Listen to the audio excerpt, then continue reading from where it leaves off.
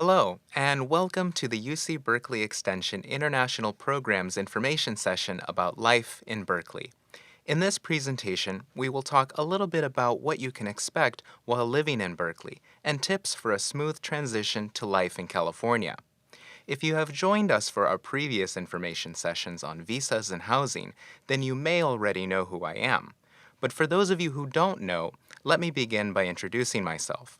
My name is Kevin Guzman, and I am one of your international student advisors and designated school officials. I would also like to mention how happy I am to be hosting this webinar today. As a lifelong Californian and UC Berkeley graduate, I'm excited to share with you all the facts and information about my home state and my alma mater. My goal with this presentation is that you will be excited for your studies here at UC Berkeley. As part of the International Student Services team, we are here to help you with your visa status, preparing and issuing your visa documents, and pairing you with your academic advisors to make sure you have an excellent experience during your stay in the U.S. We also help students with a variety of other issues, such as navigating American health insurance, providing resources for your housing search, and helping you adjust to American culture. These are some of the resources we provide, and we'll be offering information sessions on these topics in the coming weeks, and I hope that you all will tune in for those presentations as well. So let's dig into why you're tuning in today, to learn more about what to expect as a student at UC Berkeley. To start things off, I'd like to give a brief overview of what we're going to talk about today. We've got three main topics that I have divided into subtopics so that we can go into more detail about life in Berkeley. We'll start off with experiencing Berkeley culture, where I'll begin talking broadly about California before narrowing things down to the city of Berkeley. Then we'll discuss California weather, the seasons, and how you all should pack for your stay here in the San Francisco Bay Area. Lastly, I'll finish things up by talking about transportation and safety. I will provide an overview of your different transportation options and briefly talk about how to be safe in and around the Bay Area. Once we're finished, we'll end on some final words and I'll open it up for discussions and questions. So, let's jump right in. Berkeley culture. Where do I start? Well, I think that to understand Berkeley culture, and to a greater extent the culture of the Bay Area, it's important to understand some of the history of California to get a sense of why Berkeley culture is what it is. So let's talk about California. The history of California goes back hundreds of years to when the land that we now know as the state of California was incorporated into the Spanish and later the Mexican Empire. After decades of migration to this land, settlers in present-day California declared independence from Mexico in 1846, and for a few days, California was technically an independent country until it was annexed by the United States. It wasn't until 1850 that California was formally admitted as the 31st state of the United States. Innovations of the time, such as the Transcontinental Railroad, allowed easier access for people to settle the West Coast. Job opportunities from the gold rush in 1849 and great weather enticed people from the East to settle here. In this new state, it was important to begin educating the citizens who lived here, and in 1868, the University of California was founded, and UC Berkeley was the first campus. You may notice that some students in UC Berkeley swag refer to the university as Cal, and that's because Berkeley was the first university to serve this great state.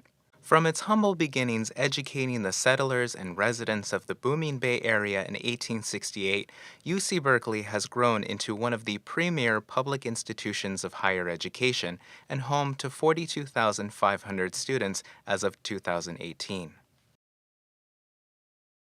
Now, I could go on and on about the history of California, but I do want to talk more about the Bay Area in which Berkeley is located. The San Francisco Bay Area is made up of 9 different counties and home to 7.5 million people. As a center of commerce, the Bay Area attracts people from all over the world, and that contributes to the wide range of diversity in the food, culture, and art that we have here in the Bay. The economic engine that churns out so much innovation is Silicon Valley. Many of you probably know the Bay Area is home to some of the biggest names in tech, and there are hundreds more startups in the area vying to be the next big thing. Combining world-class research universities, innovative and dynamic tech companies with daring entrepreneurs, and fantastic weather to boot, the Bay Area is a mecca for brilliant minds, and it's difficult to replicate this success in other parts of the world. That being said, it's not all sunshine and rainbows here in the Bay. With this economic boom and explosion in high-salary jobs, there isn't enough housing to meet demand for the tens of thousands of people moving to the Bay Area every year. As a result, housing prices have skyrocketed, which makes it difficult for all Bay Area residents to find affordable housing. But for many, it's a hefty price they're willing to pay to live in one of America's most dynamic regions. Moving forward, let's talk more about the city of Berkeley. Situated in the East Bay, Berkeley is a mid-sized city, home to more than 120,000 people. Berkeley has a very unique culture and offers a wide range of restaurant options and specialty mom-and-pop stores that offer the essentials as well as the eclectic that you may need while living in Berkeley. Now, Berkeley has the distinction of being the most liberal city in America, and Berkeley residents take pride in their city's uniqueness. This progressive and liberal attitude began with the civil rights movement of the 1960s, and since then, Berkeley has been a hub for counterculture. The students of UC Berkeley have also been instrumental in fostering the culture of Berkeley since Mario Salvio led the free speech movement in 1964. Ever since those movements, student activism has become a hallmark of student life at UC Berkeley. Reveling in the weird, albeit unique nature of the city, Berkeley residents hold dearly the values of tolerance and inclusivity and are accepting of people from all walks of life.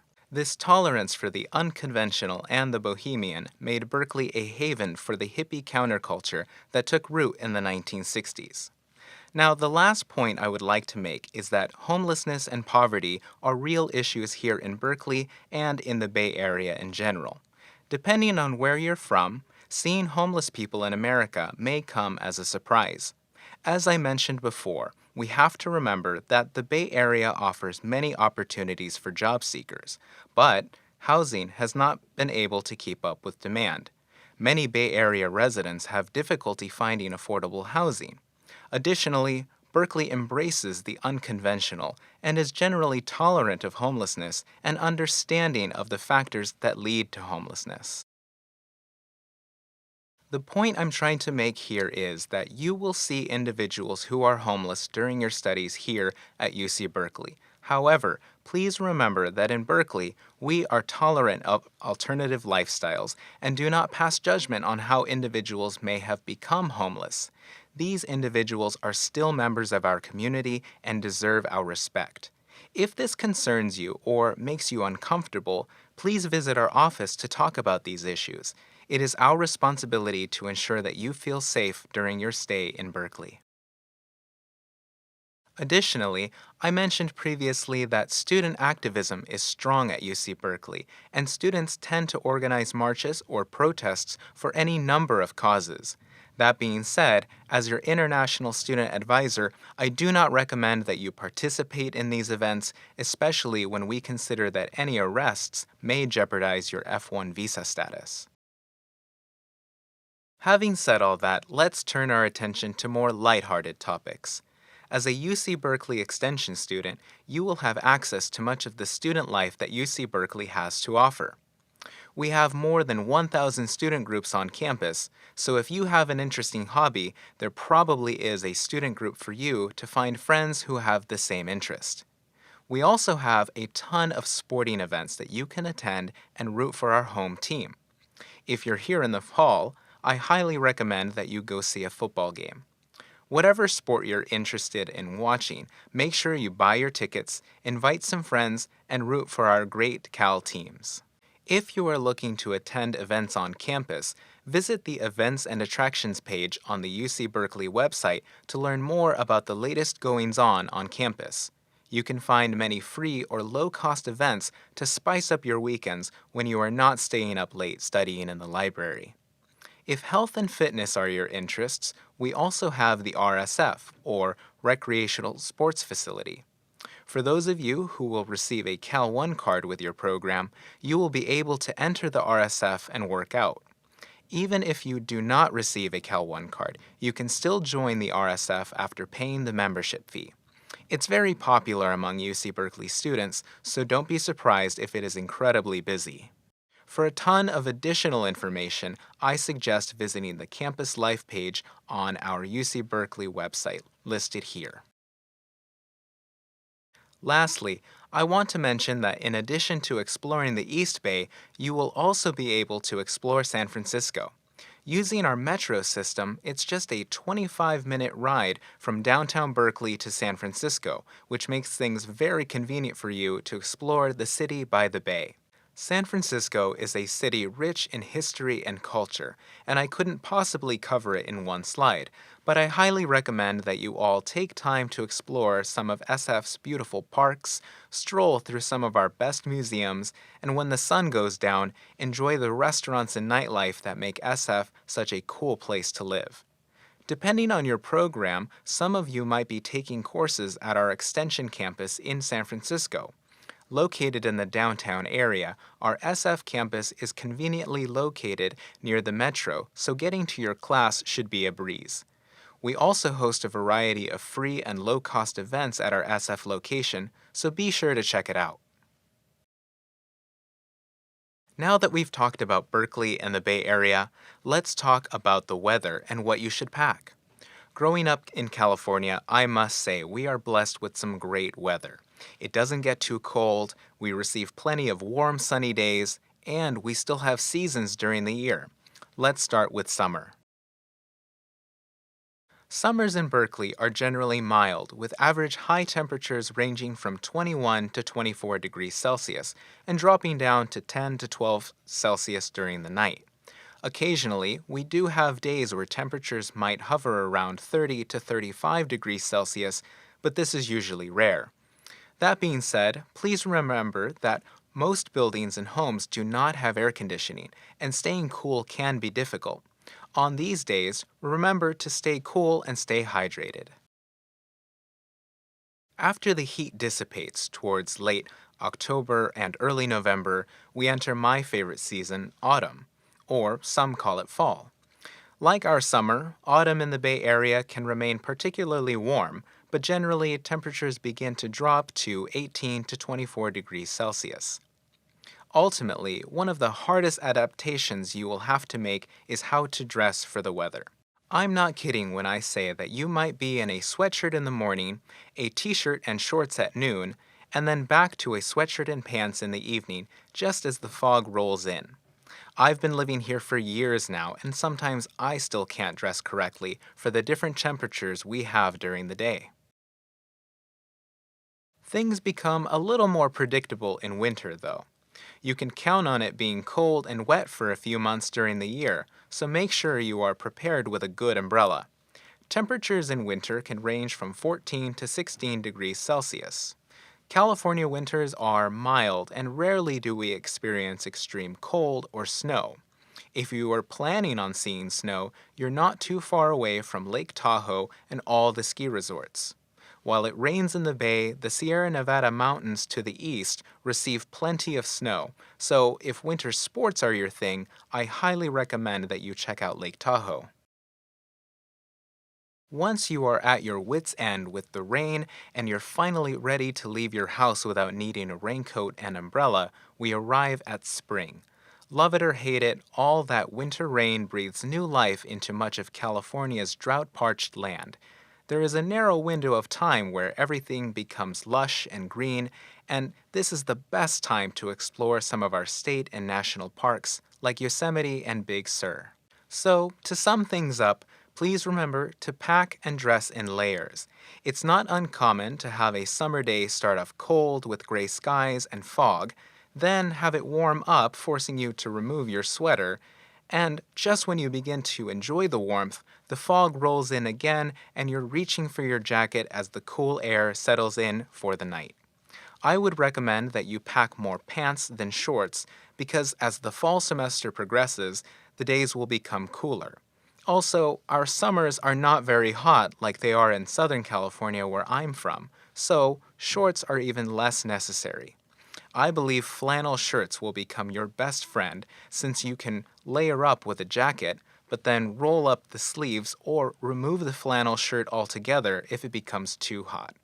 Don't forget a good umbrella. You will need something to stay dry in the winter.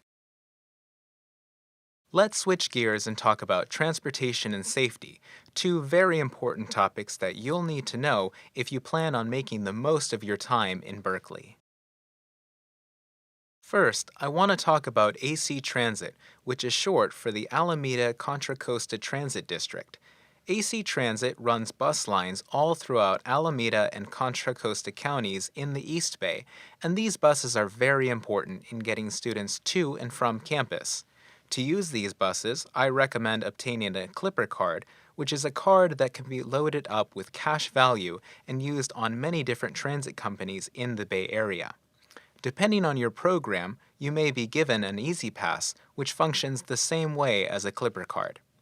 One of the nice things about living in Berkeley is that you don't really need a car to get around.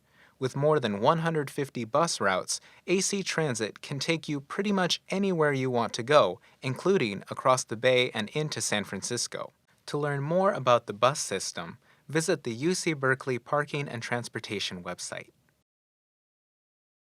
For longer treks, or if you want a quick trip into San Francisco, then you will most likely use the Bay Area Rapid Transit, or BART, which is our regional subway. To use BART, simply approach a ticket kiosk, enter the value you need on your ticket to travel to your destination, and then use that ticket to pass through the gate. Alternatively, you may also use your Clipper card to ride on BART. After you have loaded a cash value on your card, you can tag your card on the card reader and the value will automatically be deducted based on how far or how little you have traveled. BART is also the best way to travel to Berkeley from either San Francisco International Airport or Oakland International Airport. But be aware that BART does not run 24 hours a day. I should also mention that on average, BART serves over 400,000 people per day and was completed in the early 1970s, so be aware that BART is a 20th century metro system meeting the needs of a 21st century commute. That being said, it may not be as sleek and modern as metros found in other parts of the world, but it gets the job done. With 48 stations and counting, BART is the best way to beat the traffic and visit cool attractions in the Bay Area. Visit bartable.bart.gov to plan your trip and see events happening around the Bay. Another easy way to get around town is by bike.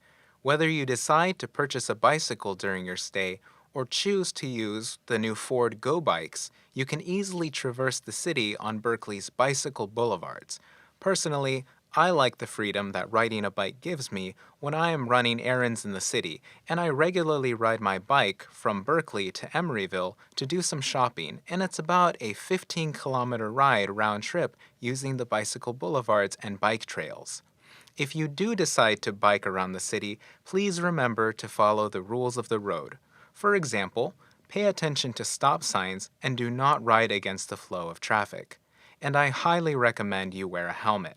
Although the bicycle infrastructure in Berkeley prioritizes cyclists, be aware of other cyclists and drivers on the road to avoid any accidents. The last topic I want to mention is safety. During your stay in Berkeley, your safety is one of our top priorities. At UC Berkeley, we have our own dedicated campus police department whose job it is to make sure our students are safe. If you ever have an emergency and need to contact UCPD, please dial 510-642-3333 from your cell phone to request assistance. Also, if you need to study late at night on campus, don't forget that we have our Bear Walk services with which you can call and have a security person escort you to your home off campus. We will provide more information on UCPD and campus safety during our orientation when you arrive here in Berkeley. However, here are a few tips I can give you. First, do not leave your valuables in plain sight. Whether you are at a cafe or the library, do not leave your phone, laptop, or backpack unattended, as this is an excellent opportunity for would-be thieves to strike. Second, remember to lock your doors and windows. Even if you leave your room or apartment for a few minutes, make sure you lock the door behind you and close your windows. In fact, make sure that wherever you choose to live in Berkeley has sufficient security measures. Lastly, get to know your roommates and neighbors, and keep an eye out for suspicious activities. One way to avoid being a victim of crime is by knowing that someone has your back. By knowing your neighbors, you can develop a dependable community that can look out for things that seem out of the ordinary. Now, I know you are all adults, and this information may come as no surprise to you, but trust me, these are important steps to take lest you should want to have your passport stolen and need to visit our office to learn about what you should do next. But if that does happen, our office is here to help. Like I mentioned before, we will have UCPD present at orientation so you can learn about campus safety in further detail. Thanks so much for your time, and I hope you all learned some valuable information about life in Berkeley. Thank you for submitting your questions, many of which I have been able to answer during the presentation. Here are a few more that have come in. Here's a common question I am often asked. What do you like about Berkeley? Well, the simple answer to that is the food. I think that Berkeley has plenty of fantastic restaurants, and the city offers a large variety of different cuisines that can't be beat. While studying here, I recommend that you try and eat at as many restaurants as possible. This is a good question. Are the libraries open 24 hours a day? Depending on the library, you will need to look online to see the hours for which the library is open. For example, Moffett Library is open 24 hours a day, Monday through Thursday. Regardless of the hours, I'm sure you all will have a great experience in any of our 32 campus libraries. This is an important question. How do I obtain a phone number in the U.S.? Having a cell phone number in the U.S. can be a handy way of keeping in touch with all your new friends during your studies. Fortunately, the process is quite simple since most of the cell phone providers in downtown Berkeley are well versed in helping international students obtain cell phone numbers. Companies like Verizon, Sprint, AT&T, and T-Mobile are all potential providers you can use, so compare their plans online and choose the provider that's right for you. We have time for one more question, so let's end with this one. I have heard that California is very expensive, so are there any tips for saving money? I completely understand, and it is true that California is an expensive place to live, but there are ways to reduce your living costs. Cutting down on your housing costs is a great way to save money, so if you're willing to share your living space, having roommates will definitely help you save money. Another tip is to prepare your own meals at home. Eating out at restaurants is fine once in a while, but over time, the costs can really add up. Buying groceries and preparing your meals for the week is an excellent way to save money every month. Also, remember to take advantage of public transit when traveling around the Bay. Although it's convenient to take a Lyft or an Uber, these services add up when compared to low-cost public transit. As we approach the end of our webinar, let me just conclude by saying that I could go on and on about Berkeley, the weather, the people, and safety to prepare you for your studies here at UC Berkeley, but that just doesn't do it justice. Life in Berkeley is just something you will have to experience when you get here, and I believe that this opportunity, this chance to study at the world's top-ranked public research university will be a transformative experience. You will study hard, make new friends, learn from expert professors, and take your academics to the next level. I think you all will have a wonderful experience, and I hope I was able to provide some insight on what to expect for your life in Berkeley. If you still have any questions, I will stay for a few minutes after the webinar ends to make sure that I answer them all. Please keep in mind, if you'd like to review this information, we will be sending the recording of this webinar to you very soon. If you have any further questions or concerns, please reach out to us by emailing extension-intl@berkeley.edu or feel free to call our office. When sending us an email, please remember to include your extension ID number so that we can pull up your information quickly and provide you with an answer faster. Once you arrive in the United States, feel free to visit our office anytime. Thank you for watching our webinar, and we look forward to seeing you in Berkeley. Have a great day.